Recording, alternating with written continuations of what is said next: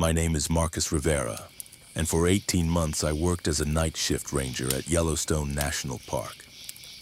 People always ask me why I left such a dream job, why I walked away from protecting one of America's most beautiful wilderness areas.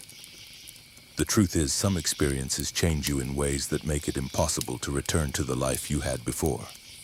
What I witnessed during those long winter nights in the backcountry taught me that nature keeps secrets darker than any shadow cast by moonlight through ancient pines. I started working at Yellowstone in September 2019, fresh out of Colorado State with a degree in wildlife management and dreams of making a difference. The recruitment process had been competitive, but my hiking experience and wilderness survival skills landed me a position in the park's night patrol division. Most rangers prefer day shifts for obvious reasons, but I was young, eager, and honestly needed the extra hazard pay that came with monitoring the park's remote areas after dark.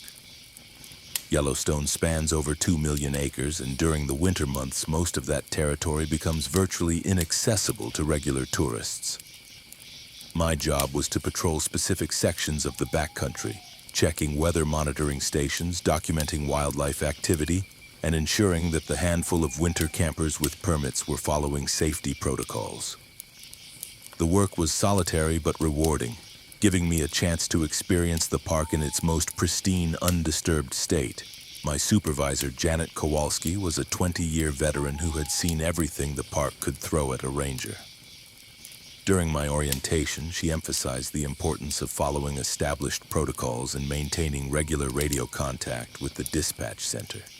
She also made sure I understood the unique challenges of winter patrol work in Yellowstone.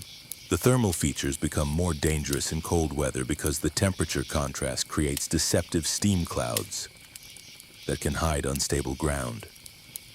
Wildlife behavior changes dramatically during winter months, with predators becoming more aggressive as food sources become scarce. Weather conditions can shift from calm to life-threatening within minutes, and cell phone coverage is virtually non-existent in most areas I would be patrolling. But what Janet stressed most was the psychological aspect of the job. Working alone in complete wilderness during the longest nights of the year can play tricks on your mind. She told me about rangers who had reported seeing lights where no lights should be, hearing voices carried on the wind, finding tracks that didn't match any known wildlife in the area.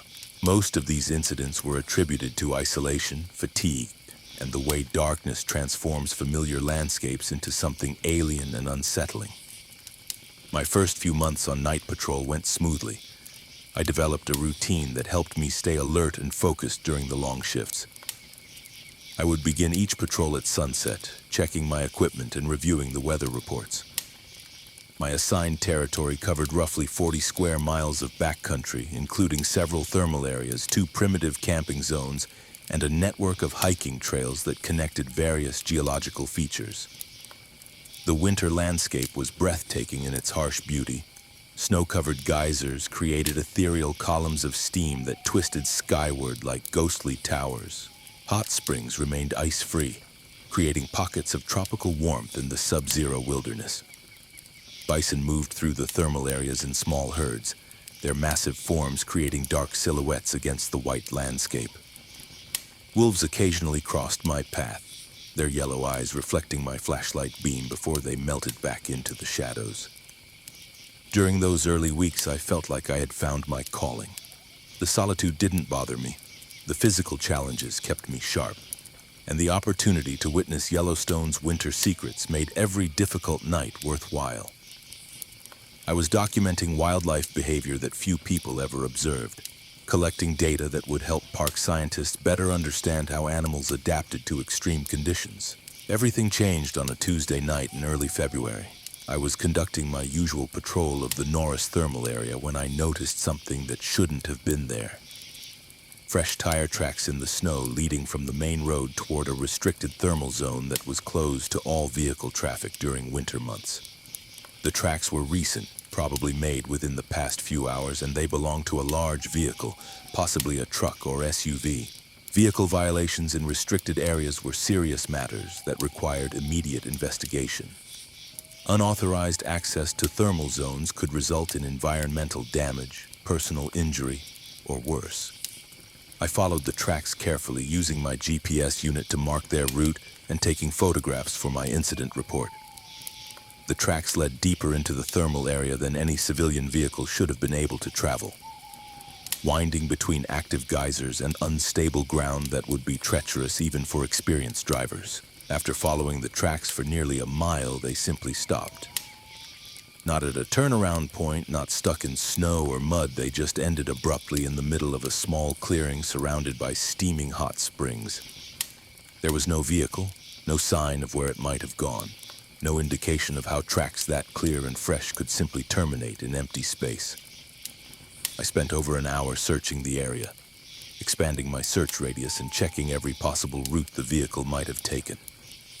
The thermal features made the search challenging because the warm ground created patches where snow wouldn't accumulate. But even accounting for that, there was no logical explanation for what I was seeing. A vehicle had definitely driven to this location, but it had apparently vanished without leaving any trace of where it went next.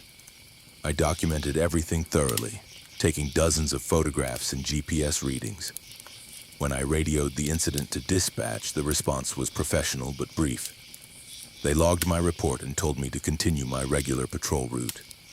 No follow-up questions, no request for additional details, just an acknowledgement that the information had been recorded.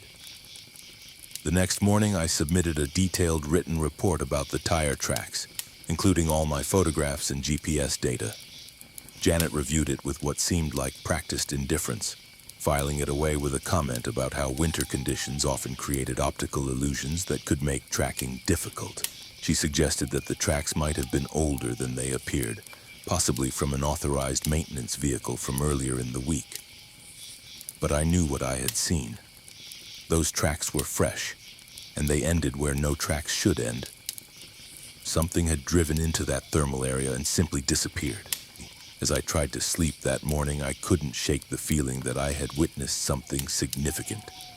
Something that the park administration preferred not to discuss in detail.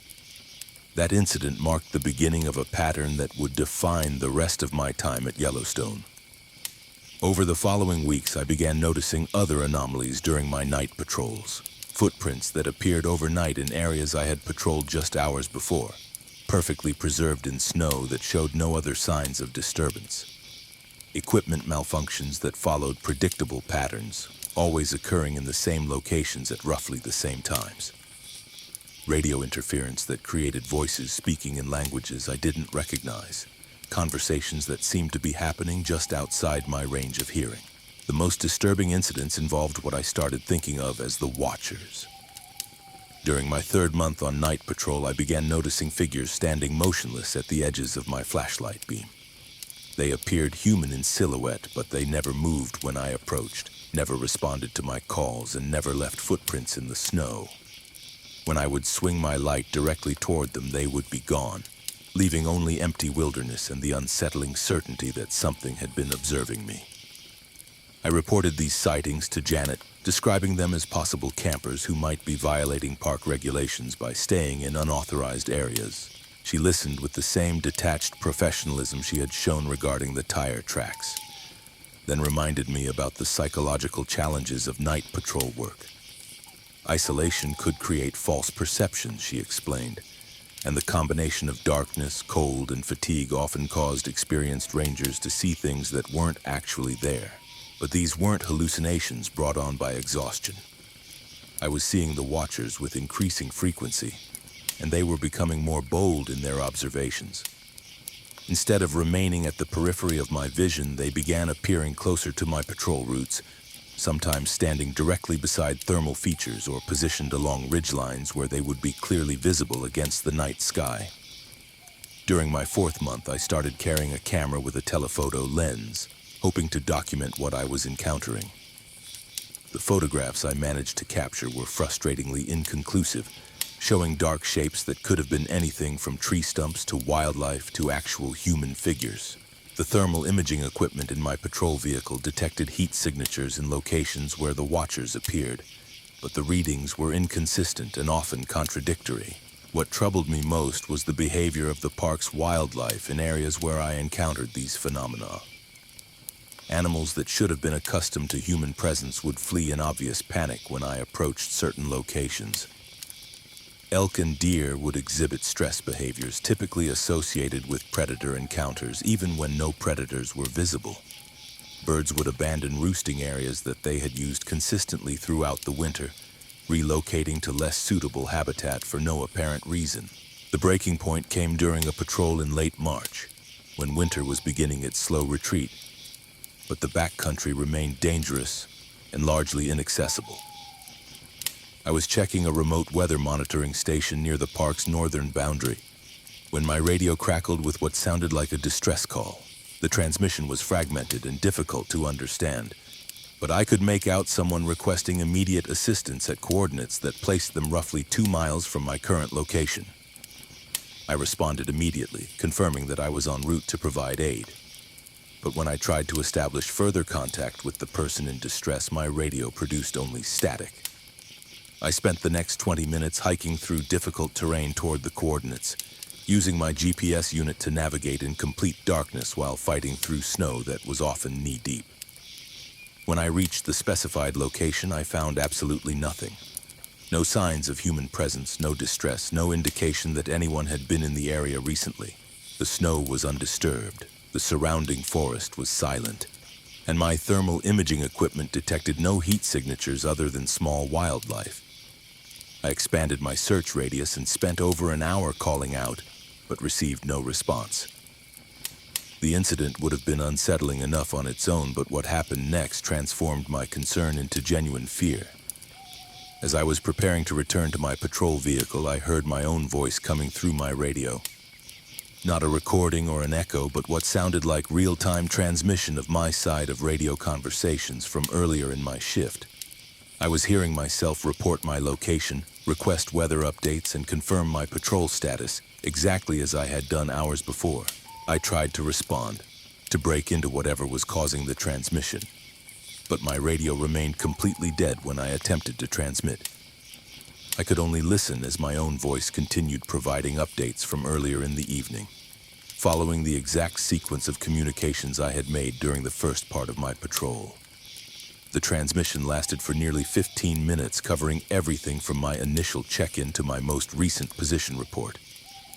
I submitted my resignation the next morning and never returned to Yellowstone's backcountry after dark. Some mysteries aren't meant to be solved, and some jobs require sacrifices that no paycheck can justify. Whatever watches those thermal valleys at night, whatever creates those impossible tracks and phantom distress calls, I've decided it can keep its secrets. The wilderness will always be there, but some boundaries shouldn't be crossed.